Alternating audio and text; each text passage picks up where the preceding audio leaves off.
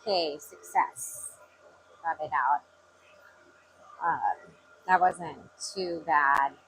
But again, this is going in a 2013 Tahoe. So this is the current steering wheel. Got that. Leaves black thread all over your hands when you grab it.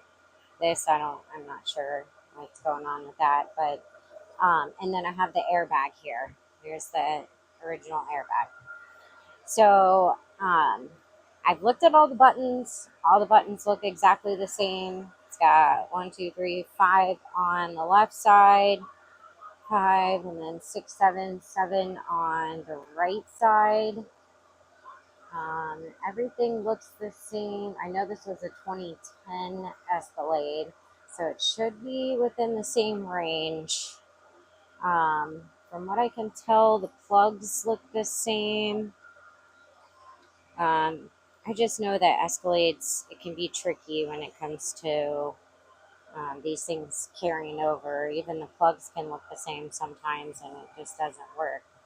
But if everything is the same, then it makes my job a lot easier because I just take this and voila, and that's it. I won't even need to do anything else. So, um,